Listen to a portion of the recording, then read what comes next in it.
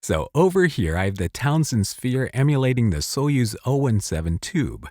And over here, I have the Soyuz 017 FET emulating its own badass self.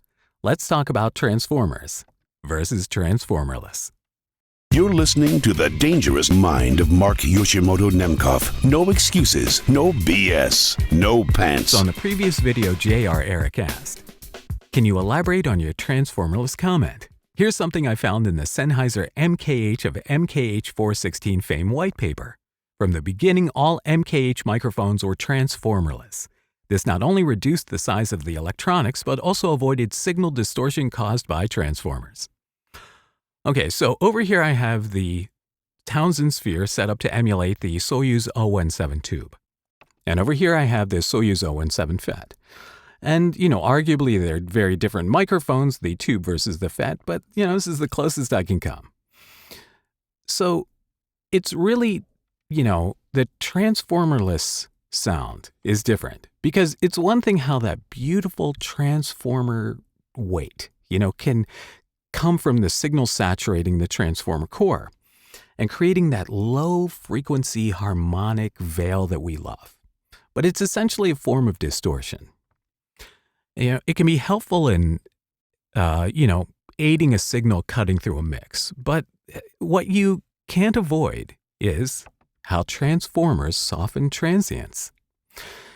I think that fast transient response makes a mic sound more detailed, which translates into more subtle nuance coming through. And in VO, where your marketable product is the sound of your naked voice, nuance is everything.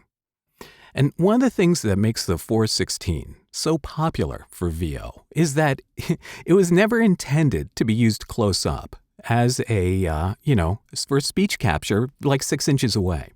And when you do so, the mic creates a clipping that's similar to, it's a distortion, a form of distortion that does help it cut through a dense music bed or sound design bed. And, but it's designed to be sitting on a boom pole 3 feet over your head. But when you put it up close, that distortion that it induces into the signal, it really, you get that movie trailer-esque sound. And everybody likes that sound. But overall,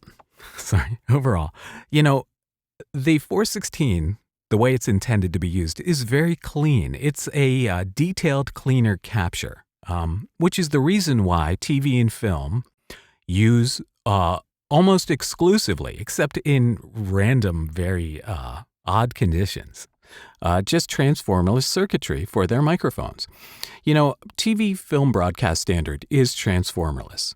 And along with the ability to miniaturize the circuit comes the ability to miniaturize the circuit footprint, which allows you to put it in a smaller package, which allows you to make microphones that are, you can put on a set and aren't as obvious.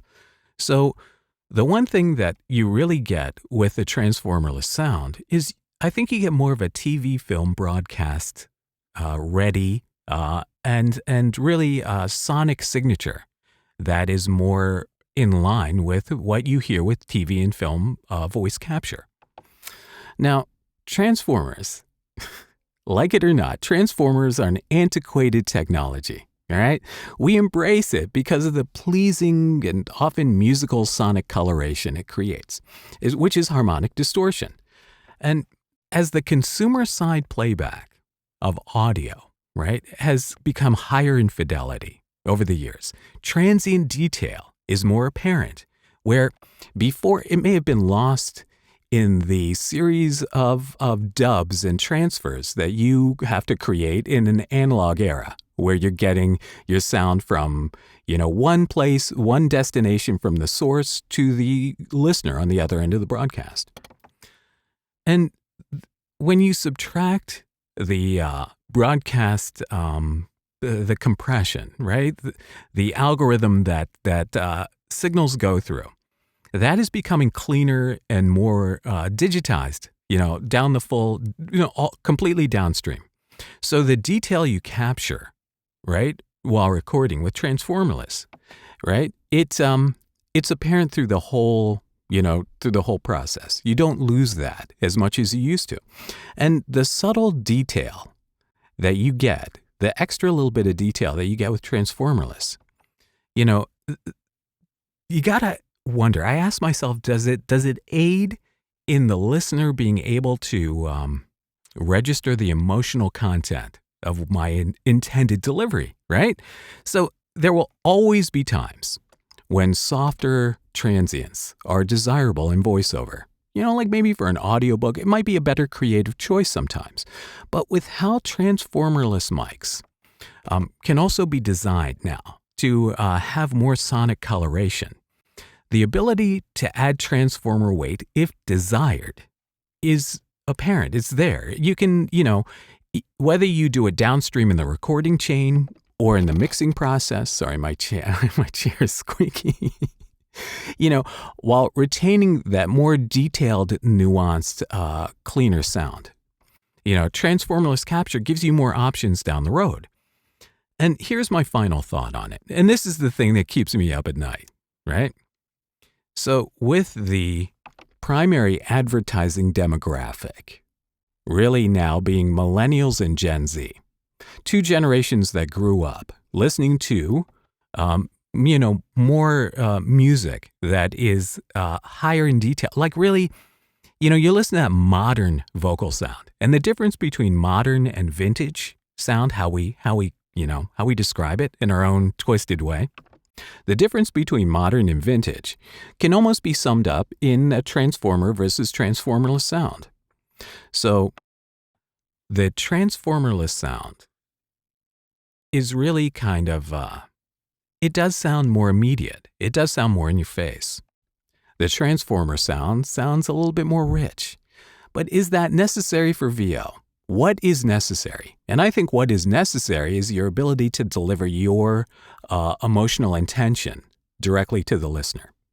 And whether you do that with transformers or transformerless is up to you, what you feel better with. But remember, what you like sonically in your headphones when you're doing voiceover is not necessarily the best choice for voiceover.